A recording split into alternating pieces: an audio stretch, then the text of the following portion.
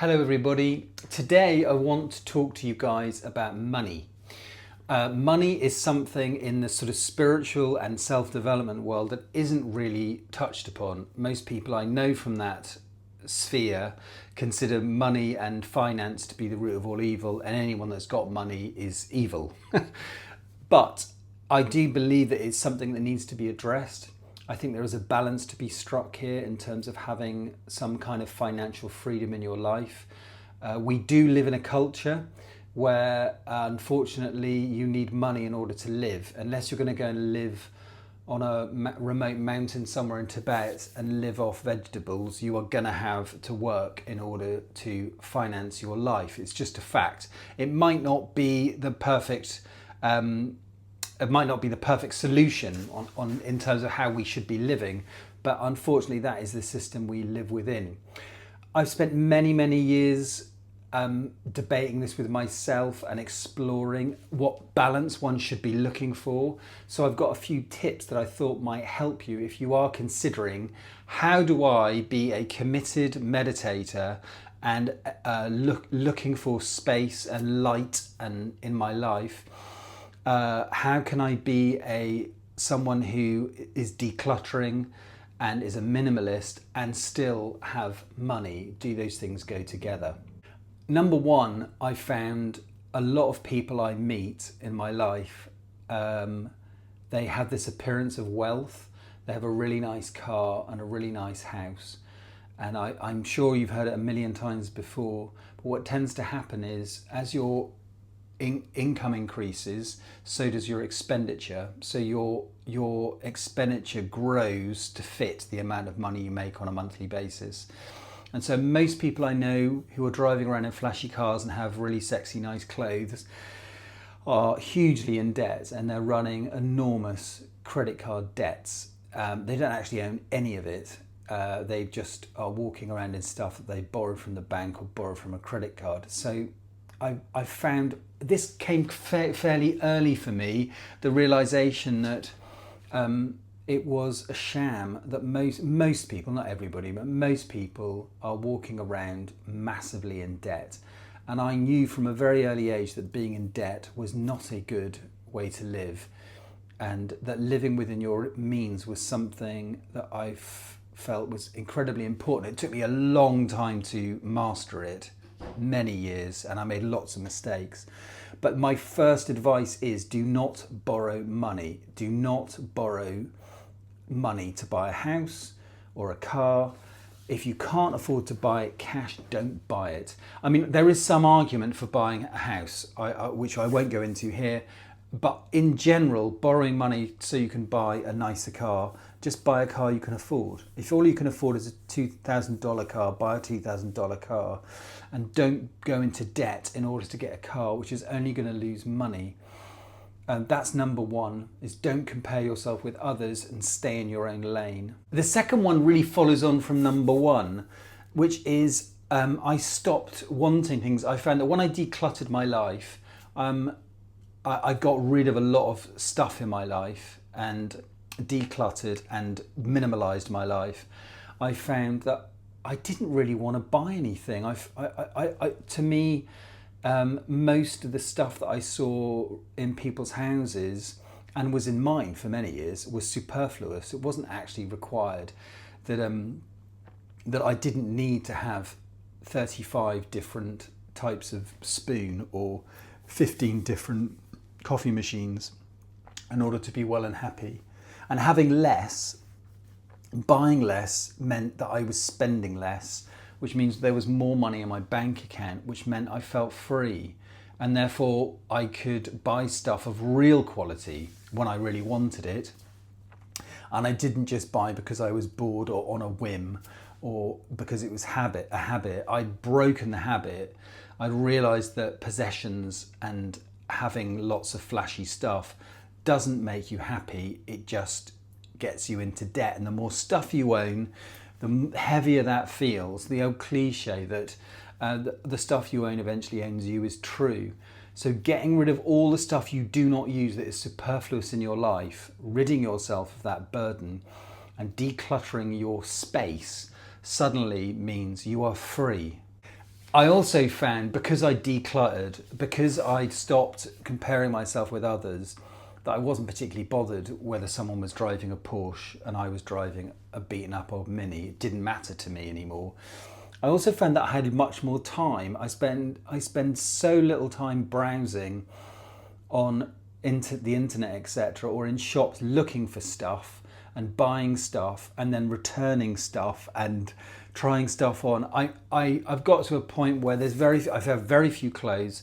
The clothes I have I like, and the clothes I have fit me well, and I pay slightly more for the stuff I have, so it's better quality. But I found the most important point to make is not shopping, not constantly having to buy a new top or a new pair of jeans every week. One thing, again, my bank balance went up, and secondly, I found I had much more time to do the stuff I really wanted to do, like go walking or reading or spending time with my family.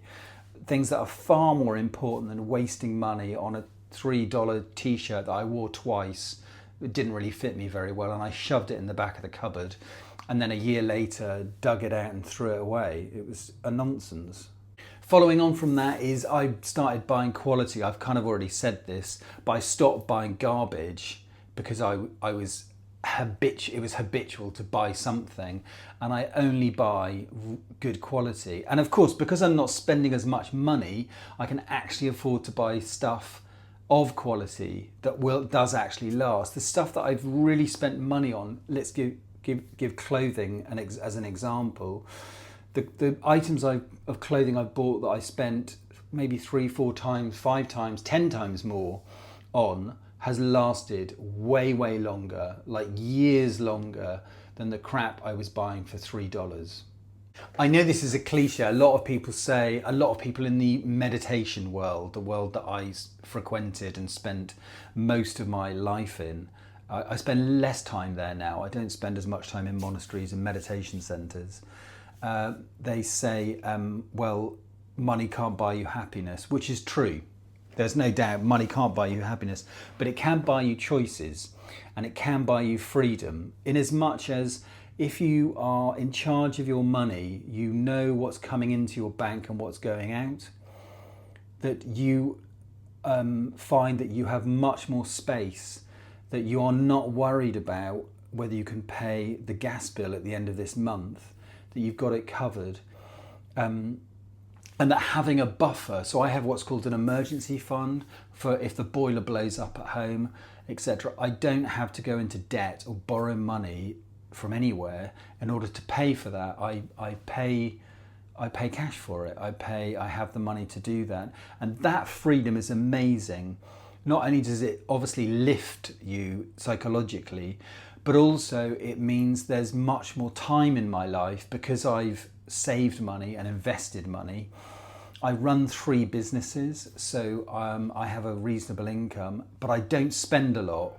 I live in a very rural part of Spain, and I really budget. Me and my wife really budget. We bought our house cash, we bought our car cash, and we don't go into debt. I would rather live in a cardboard box than go into debt. So getting your finances in order, and the first thing to do is to cut down your expenditure. Having cut your expenditure down, you can then really explore how to make money. And making money, I'm slightly going off on a tangent here, but making money, there's only so much money you can make working for someone else. Selling your time for money, there's a limit to that. Whereas running your own business or coming up with an idea, like whether it's running a YouTube channel or whatever it might be, coming up with a way of making money even when you're not sitting at the desk working is the key. That is the key. And that way, I found that by allowing myself, giving myself the opportunity to have money and save money and not spend money, it means I can, like I said, I can explore hobbies like reading or traveling. We do a lot of traveling, and I travel guilt-free. I don't travel having shoved it on a credit card that I'm then going to have to spend a year paying off. We pay for it, should I say, outright. It's an amazing feeling when you get your finances in order in this way. And just to finish off this point, the other thing to say is get yourself an emergency fund. You should have at least 6 months worth of expenditure, either in a high interest bank account or under your bed, for those emergencies. Like you lose your job, you can live and your family can live for a year or 6 months with that money. Or like I said, if the boiler breaks down or something, you actually have a fund to pay for those life dramas. Also, I think having money, having a buffer in your life, this emergency fund thing, also means you have space to explore other things. That I found that I do a lot more travel, and slow travel mostly. So I get to meet people, and meeting people and not rushing around like a maniac on holiday, for example, having to go to 1,000 different places in each city, but spending time quietly and mindfully going through a city or a location and meeting the locals. I find there are so many opportunities for change in your life, that you meet people that offer things, or you meet people that want to work with you, or it just opens your life up in a new way. You know, meditation and mindfulness and self-development, all the other stuff people talk about and I talk about, which is my passion, I think does need to be balanced with. Part of that is being mindful about your money. Lots of teachers often say, you know, money is energy. That's all you're doing. You're exchanging your time or your art or your talent or whatever it might be for this thing called money. And it's not something to shy away from, and it's certainly not something to be averse to and feel of hatred towards. It's like, it's really a very, very important part of being a balanced human being. I do understand, for those out there that are going to write to me, I do understand that it's not the answer. And I do understand, like I said earlier, that it's a system that has been developed, and it is the system we live in. I'm not saying it's the best system, but we are in this system, and therefore my advice is play the game as best you can. And know it's a game. It doesn't really matter how much money you've got in the bank, but it does matter for your psychology, and it does matter for your well-being and for your family's well-being too. One thing that really struck me while I was researching this video was the fact that the number one reason couples divorce is because of money. So if you can avoid that conflict in your relationship by already having it sorted, and you as a team, as a couple, come up with these strategies of how you save money, how you cut down on your expenditure, and how you potentially can earn more money by running your own business or having a side hustle. There's a million different options there.